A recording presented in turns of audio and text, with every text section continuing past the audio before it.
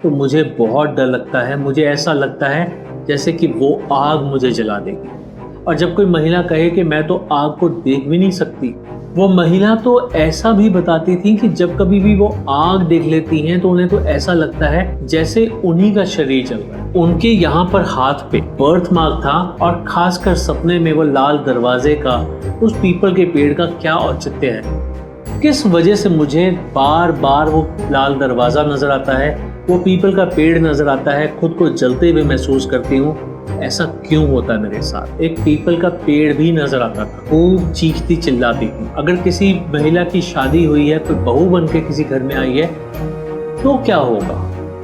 कैसा माहौल होगा उस घर का? जरा सोच के देखिए।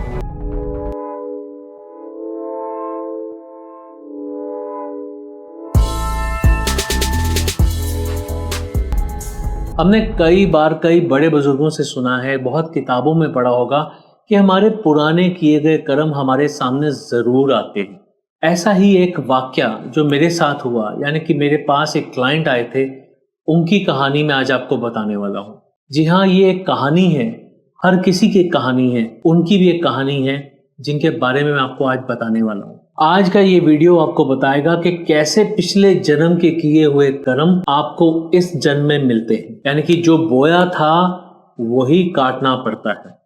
कहीं ना कहीं उसके अंश, कहीं ना कहीं उसका प्रभाव हमारे जीवन में जरूर आता है। तो मेरे पास एक महिला आती हैं जो कि बताती हैं कि उन्हें आग से बहुत डर लगता है। देखिए, एक बात को समझिएगा, मैं ये बिल्कुल नहीं कह रहा हूं कि किचन में काम करना सिर्फ महिलाओं का काम है, पर अमूमन देखा जाता है कि महिलाएं किचन में काम करती हैं। कम से कम इंडियन ट्रेडिशन में तो ज़्यादातर देखा जाता है कि सुबह सुबह लेडीज़ सुबह का ब्रेकफास्ट बनाती हैं, लंच रेडी करती हैं, डिनर रेडी करती हैं, यानी कि वो उनका बहुत समय किचन में जाता है। और ख़ासकर हाउसवाइफ, जब एक हाउसवाइफ होती है तो वो किचन का काम ज़रूर करती है। अब यहाँ पर प्रॉब्लम ये थी कि ये जो महिला मेरे पास आती हैं वो कहती हैं कि जब मैं चूल्हे में आग देखती हूँ, जब कभी मैं दिए की लौ देखती हूँ, जब कभी मैं जोत जलती हुई देखती हूँ, मंदिर में चाहे वो जोत जल रही हो, तो मुझे बहुत डर लगता है। मुझे ऐसा लगता है जैसे कि वो आग मुझे जला देगी। सोचिए किसी के साथ ऐसा होता हो, उसके ऊपर क्या बीतती होगी, और खासकर तब जब उस महिला को रोज गैस पर काम करना पड़ता हो। हर किसी की एक्सपेक्टेशन ही यही होती है। अगर किसी महिला की शादी हुई है, कोई बहू बन के किसी घर में आई है, तो पहली चीज यही देखी जाती है कि भैया किचन में क्या बनाना आता है, क्या क्या बना सकते हो, कितना स्वादिष्ट खाना बना सकते हो। और जब कोई महिला कहे कि मैं तो आग को देख भी नहीं सकती, तो क्या होगा? कैसा माहौल होगा उस घर का? जरा सोच के देखिए। वो महिला तो ऐसा भी बताती थी कि जब कभी भी वो आग देख लेती हैं तो उन्हें तो ऐसा लगता है जैसे उन्हीं का शरीर जल रहा है। एक बात और मैं आपको बताना चाहूंगा कि उनके यहाँ पर हाथ पे बर्थ मार्क था, ऐसा जैसे कि चूड़ी सी बनी हुई है, पर वो जलने का निशान था, काला सा निशान था, जैसे कि कभी जला होता है। आप समझते हैं जब स्किन जलती है तो उसका अजीब सा एक निशान सा बन जाता है, बड़ा खराब सा निशान बन जाता है। वैसा निशान था, पर वो ऐसा निशान था जैसे चूड़ी सी पहन रखी है। दूर से देखने पे लगता था चूड़ी पहन रखी है, पर जब नजदीक से देखा जाता था तो ऐसे लगता था जैसे जलने का निशान है। उस महिला ने यह भी बताया कि जब कभी भी वो आग जलती हुई देखती थी तो उन्हें ऐसा महसूस होता था जैसे कि वो खुद जल रही हैं, और ऐसे में वो खूब चीखती चिल्लाती थी। उनका खुद पर काबू ही नहीं रह पाता। जब कभी भी वो सोती थी तो उन्हें सपने में एक लाल रंग का दरवाजा नजर आता था, जैसे बहुत ही फ्लैश कर रहा होता था, और खासकर उसके पास एक पीपल का पेड़ भी नजर आता था। तो उन्हें यह जानना था कि ये बचपन से मेरे साथ ऐसा क्यों हो रहा है। मैं बचपन से ही आग से बहुत डरती हूँ, मेरे कलाई पर निशान भी बना हुआ है। मुझे ऐसा क्यों लगता है कि जैसे मैं खुद जल रही हूँ, और खासकर सपने में वो लाल दरवाजे का, उस पीपल के पेड़ का क्या औचित्य है। किस वजह से मुझे बार बार वो लाल दरवाजा नजर आता है, वो पीपल का पेड़ नजर आता है, खुद को जलते हुए महसूस करती हूँ। ऐसा क्यों होता है मेरे साथ? अब जब उनका सेशन किया जाता है तो वो बताते हैं कि वो पुराने जन्म में एक पुरुष थी। जी हाँ, वो पुरुष थी और उनकी एक पत्नी भी थी। देखने में उनकी पत्नी सांवली सी थी, जिस वजह से कि वो उन्हें पसंद नहीं करते थे। वो खुद देखने में बहुत ही ज्यादा सुंदर थे, सुडौल थे, ऊंचे लंबे थे, पर उनकी पत्नी उनकी पर्सनालिटी के हिसाब से मैच नहीं करती थी। उनकी पत्नी उनके हिसाब से बहुत सांवली थी, जिस वजह से वो उन्हें पसंद नहीं करते थे। उन्होंने अपने आप को पुराने जन्म में किसी गांव में देखा जहां पर कि उन्हें बाबू कहकर पुकारा जाता था और उनकी पत्नी को सावित्री कहकर पुकारा जाता था। उन्होंने ये भी देखा कि जब कभी भी वो अपनी पत्नी को देखते थे तो मुंह सा बना लेते थे और पता नहीं क्यों उनके मन में हमेशा ये आता था कि क्या मैं इससे कभी छुटकारा पा पाऊंगा। वो इतनी बेकार लगती है, मैं उसे पसंद नहीं करता, मेरी तो किस्मत ही फूटी है जो मेरी उसके साथ शादी हो गई। जी हाँ, वो ऐसा सोचा करते थे। ये बात उस महिला ने अपने सेशन के दौरान बताई। उनका ये भी कहना था कि जब कभी भी वो अपने घोड़े पर बैठकर कहीं दूर जाया करते थे, किसी और गांव जाया करते, क्योंकि होता ना कई बार कि हम कभी अपने किसी रिश्तेदार से मिलने जा रहे हैं, किसी यार दोस्त से मिलने जा रहे हैं, तो हमें ज़्यादातर कहीं किसी और गांव में जाना पड़ता है। तो हम कभी घोड़े पर जा रहे हैं, बैलगाड़ी पे जा रहे हैं, तो ऐसे जाया करते थे। पर उनके पास एक अच्छा खासा घोड़ा था, पैसे वाले लोग थे वो। पर वो जब घोड़े पे जाया करते थे तो कभी भी अपनी पत्नी को अपने साथ नहीं ले जाया करते थे। उन्हें अपनी पत्नी के साथ कहीं पे भी जाना बहुत ही बुरा लगता था। उन्हें लगता था कि वो अपनी पत्नी की वजह से हंसी का पात्र बन जाते हैं।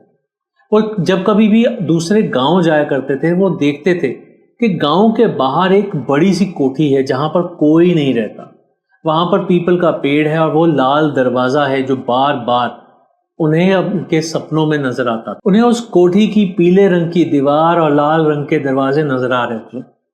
उसके पास वो पीपल का पेड़ नजर आ रहा था और साथ ही साथ ये भी नजर आ रहा था कि वहां पर कोई भी लोग नहीं है। वो शायद कभी किसी ने बनाई होगी, पर जब वो वहां पर रहा करते थे तब उस जमाने में, उस समय में उस कोठी में कोई भी नहीं रहता था।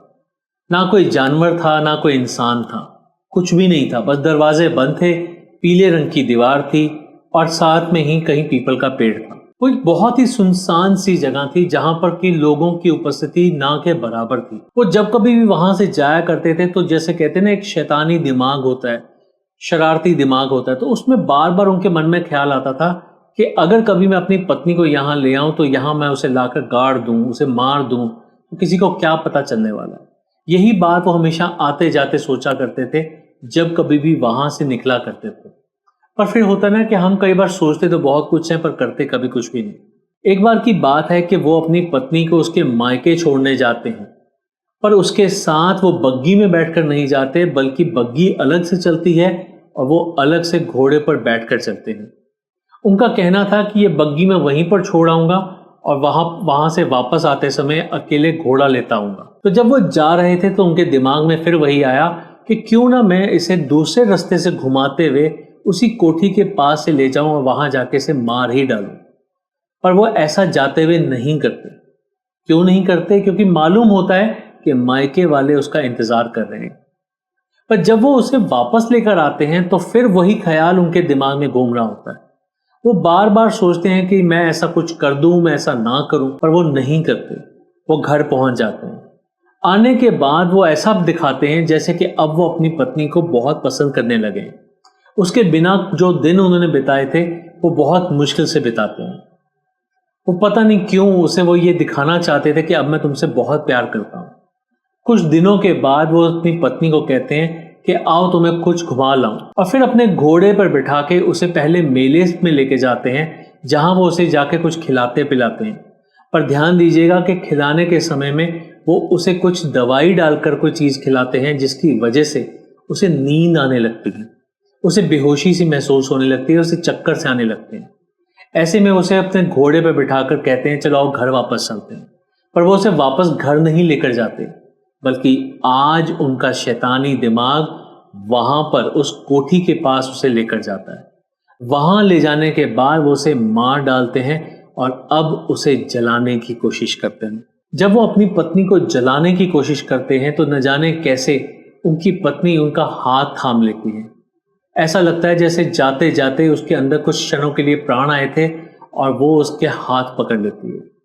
अब वो क्योंकि उसका शरीर जल रहा था तो इसीलिए उसके शरीर के साथ जब वो उनकी कलाई पकड़ लेती है तो वो जलन उनके कलाई पे भी आ जाती है। उनकी कलाई पे जलने का निशान बन जाता है और वही निशान वो लेकर आज के जन्म में पैदा हुई थी। वो एक महिला के रूप में पैदा हुई थी। तब एक महिला को जलाया था और आज एक महिला के रूप में पैदा हुई थी। तब आग लगाकर जलाया था, आज आग से डर के साथ पैदा हुई।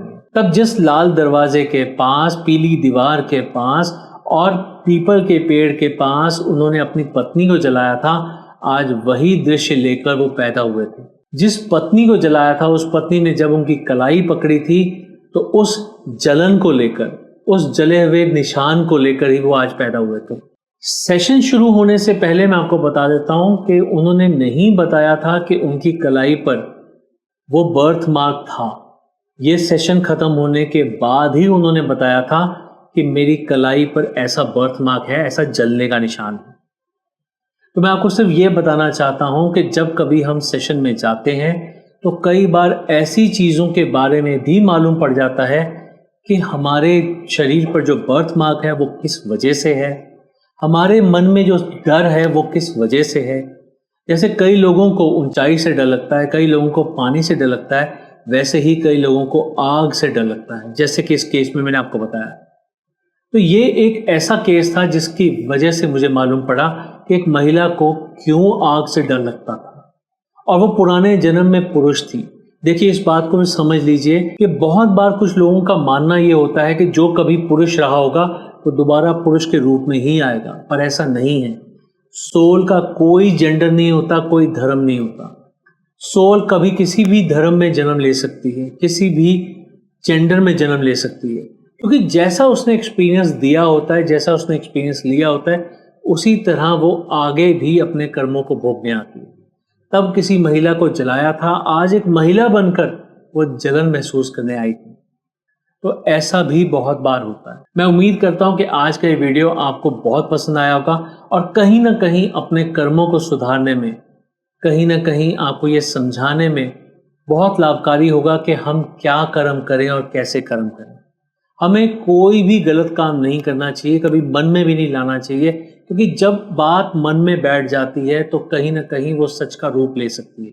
और अगर वो सच का रूप ले लेगी और भयानक रूप ले लेगी तो आज नहीं तो कल हमें वो खुद को भुगतना पड़ सकता है। इसलिए ध्यान दीजिए, कभी भी बुरे विचारों को मन में आने ना दीजिए, और अगर वो आए तो कहीं ना कहीं किसी न किसी तरीके से उन्हें बाहर निकालने की कोशिश कीजिए।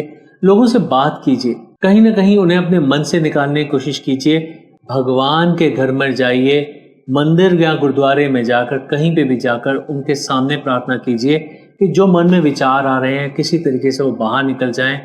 सेल्फ मेडिटेशन कीजिए, जैसा दिल करे वैसा कीजिए, पर अपने मन को साफ रखिए, क्योंकि कहीं अगर वो कर्म आपने कर दिए तो आज नहीं तो कल, इस जीवन में नहीं तो अगले जीवन में आपको वो कर्म जरूर भोगने पड़ जाएंगे। जितना ज़्यादा आप ऐसा कर्मों के बंधन में बंधे रहेंगे, उतने ही ज़्यादा आप मोक्ष से दूर रहेंगे और उतना ही ज़्यादा ये कर्म बंधन में आज नहीं तो कल झूला झूलते रहेंगे।